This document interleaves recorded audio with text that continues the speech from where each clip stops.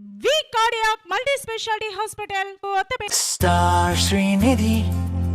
Star Srinidhi. Secure your future, save it right. Fixed deposits that help you grow. Gold loans when you need cash flow. Easily replicate your gold loan.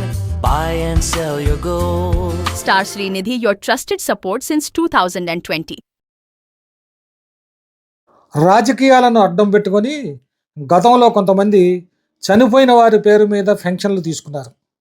ఆ సమాచారం నా దృష్టికి వచ్చింది. తప్పకుండా వారిపై action తీసుకుంటా. ఈ సమాచారం మీకు కూడా తెలుసు అని సచివాలయ సిబ్బందిని ఉద్దేశించి చెప్పారు రాష్ట్ర పౌర సరఫరాల శాఖ మంత్రి నాదెళ్ల మనోహర్. ఇటీవల జరిగిన పెన్షన్ల పంపిణీదారుల సమావేశంలో ఆయన మాట్లాడారు. జరిగిన తతంగం అంతా మీకు తెలుసు. ఇలాంటి పొరపాట్లు ఈ ప్రభుత్వంలో జరగకుండా జాగ్రత్త వహిస్తున్నట్లు చెప్పారు మంత్రి మనోహర్. గృహ నిర్మాణ సంస్థ కూడా ఇష్టం వచ్చినట్లు కుప్పకూలిపోయే విధంగా జగనన్న కాలనీ పేరు పెట్టుకొని ఎవరి ప్లాట్ ఎక్కడుందో కూడా తెలియకుండా వ్యవహరించారని తెలిపారు. కాంట్రాక్టర్లకు డబ్బులు ఇచ్చి మహిళలు మోసపోయారని, మేము వెళ్ళినప్పుడు బాధితులు ఏడుస్తూ చెబుతున్నారని బాధను వ్యక్తం చేశారు మంత్రి మనోహర్.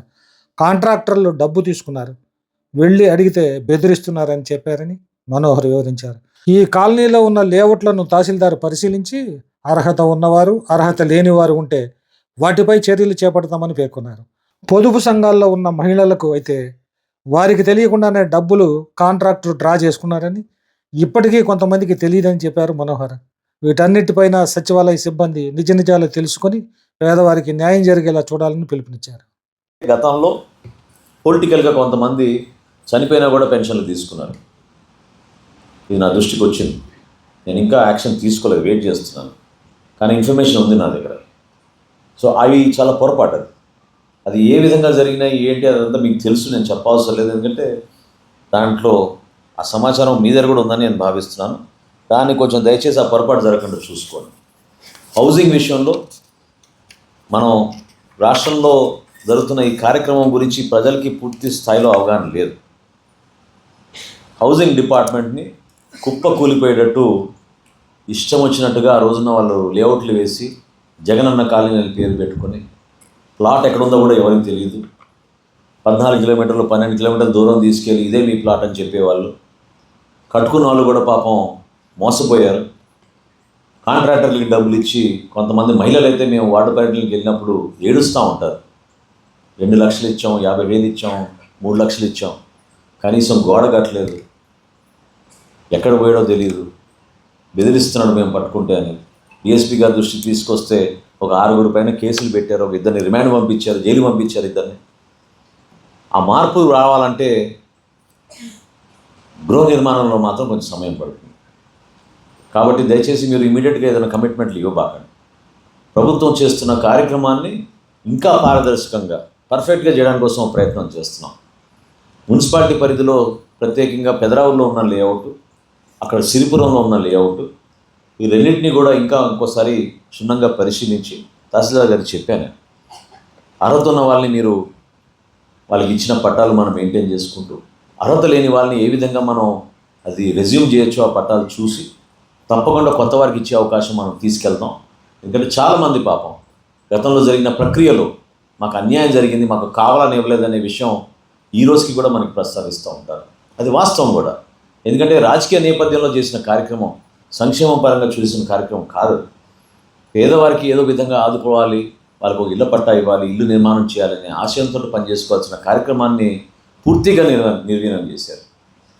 ఏదో వేల సంఖ్యలో ఫోటోలు తయారు చేయించుకుని ఏదో పంపిణీ చేసినట్టు పంపిణీ చేశారు తప్ప చాలామంది ఈ రోజున బాధపడుతుంది ఏంటంటే పాపం పొదుపు సంఘాల్లో మహిళలు ప్రత్యేకంగా వాళ్ళు డబ్బులు కట్టారు, ఆ డబ్బులు ఎక్కడ పోయినా తెలియదు. కొంతమందికి డబ్బులు పోయినాయని కూడా తెలియదు. ఇంకా అది కూడా వాస్తవం. మన కమిషనర్ గారు నా దృష్టికి తీసుకొచ్చినప్పుడు నేను కూడా సర్ప్రైజ్ అయ్యాను. ఆ 50,000 35,000 మీ అకౌంట్లో నుంచి లాగేసుకున్నారని కూడా మీకు తెలియదు. కానీ మీరందరూ కూడా సంతకాలు పెట్టి ఆ విధంగా ఆ రోజు ఇల్లు వస్తుంది, మనం గృహ నిర్మాణం చేసుకోవచ్చు, అది మన కళ కదా అని భావించి మీరు చాలామంది ఆ కార్యక్రమాల్లో చేశారు. మిగతా అంశాలు ప్రధానంగా మహిళా భద్రత, క్రైమ్ విషయంలో, స్థానికంగా ఉన్న ఎంక్రోచ్మెంట్స్ విషయంలో, ప్లానింగ్ విభాగం, ఇంజనీరింగ్ విభాగం, అదేవిధంగా రీసెంట్గా జరుగుతున్న ఈ రెవెన్యూ కలెక్షన్స్ కూడా మున్సిపాలిటీలో చాలా అవకతవకలు జరిగినాయి. అది కూడా చాలా పొరపాటు. అది కూడా చెక్ చేసుకోవాలి మీరు ఒకసారి కమిషనర్ గారు. ఆ విధంగా ప్రజలకు ఎక్కడ కూడా ఇబ్బంది కలగకుండా మనం చాలా జాగ్రత్తగా ఈ విషయాలపైన దృష్టి సారించి సమాచారం ఎక్కడ కూడా ఆగదు. అది కూడా చెప్తున్నాం మీకు. తెనాలి లాంటి ఊర్లో అసలు ఇంకా ఆగదు. మీరు ఆ సందు దాటే లోపే మనకు తెలిసిపోతూ ఉంటుంది అక్కడ ఏం జరిగిందనేది. కాబట్టి తెలియదు ఎవరికి మనం చేసుకునేది మనం చేసుకోగలుగుతాం అంటే ఉండదు అట్లా. అయితే ఎన్ఫోర్స్మెంట్లో లోపాలు ఉన్నాయి, అది మా తప్పే. ఎన్ఫోర్స్మెంట్ జరగాలి, కఠినంగా ఉండాలి. కఠినంగా ఉండాలంటే మిమ్మల్ని ఇబ్బంది పెట్టినట్టు అవుతుంది. కాబట్టి ఒకసారి మీతో అందరితో ఈ విషయాలపైన మాట్లాడుకుంటూ మనం ఫోకస్ చేయాల్సింది ఖచ్చితంగా మిడ్ డే మీల్స్ మీద, ప్రభుత్వ పాఠశాలలపైన, మహిళలకి, మన ప్రాంతంలో నివసిస్తున్న ప్రతి ఒక్కరికి శానిటేషన్ విషయంలో కొంచెం సమాచారం అందించి ఒక అద్భుతమైన కార్యక్రమం చేసుకుంటూ వెళ్దాం. 55,000 హౌస్ హోల్డ్స్ ఉన్నాయని కమిషనర్ గారు చెప్పారు. సో 55,000 హౌస్ హోల్డ్స్కి కూడా రాబోయే రోజుల్లో ఈ తడి చెత్త పొడి చెత్త ఏ విధంగా మనం కార్యక్రమం చేసామో గతంలో, వాళ్ళకి మరొకసారి ఉచితంగా ప్లాస్టిక్ బిన్స్ మళ్ళీ అందించి ఇంటింటికి ఆ కార్యక్రమాన్ని మరొకసారి ఒక ఉన్నత స్థాయికి తీసుకెళ్దామనే ప్రయత్నం తప్పకుండా మనం మున్సిపాలిటీ నుంచి చేస్తాం. చెత్త సేకరణలో కూడా చాలా వరకు యంత్రాలు వచ్చినాయి. యంత్రాలతో పాటు కొత్త ఆలోచనలు కూడా మొన్న డిస్కస్ చేసాం చాలా లోతుగా. వీటిపైన కూడా మీ అందరికీ కూడా సమాచారం అందిస్తాం రాబోయే రోజుల్లో. శానిటేషన్ విషయంలో ఎక్కడ రాజీ పడకుండా మన తెనాలి మున్సిపాలిటీని నంబర్ 1 స్థానానికి తీసుకెళ్ళాలి. 5వ స్థానం సరిపోదని నేను కమిషనర్ గారికి ఈ సందర్భంగా మరొకసారి తెలుపుకుంటూ మిమ్మల్ని అందరినీ కోరేది ఏంటంటే, వారానికి ఒక రోజు 100% డీవియేషన్ లేకుండా మీరు ఇంటింటికి వెళ్ళాల్సిన బాధ్యత మీ అందరిపైన ఉంది. అది మీరు విస్మరించబాకండి. నేను గతంలో కూడా అనేక సందర్భాల్లో చెప్పాను. ఖచ్చితంగా మనం వన్స్ ఏ వీక్ అనేది మీరు పెట్టుకుని ఆ వన్స్ ఏ వీక్ మీరు ఇంటింటికి వెళ్ళి ప్రతి ఇంట్లో కూడా మీరు వీలైతే ఒక 5 నిమిషాలు 10 నిమిషాలు కూర్చుని తెలుసుకోండి అక్కడ ఉన్న ఇష్యూస్ ఏంటి, వాళ్ళు ఏం కోరుకుంటున్నారు, అక్కడ మనం వాళ్ళకి అందించాల్సింది ఏంటి, అర్హత ఉన్న లబ్ధిదారులు ఇంకెవరైనా మిగిలిపోయారా, అటువంటి సమాచారం పర్ఫెక్ట్గా మీ దగ్గర ఉంటే ఎక్కడ కూడా ఇష్యూ ఉండదని నేను ఈ సందర్భంగా తెలుపుకుంటూ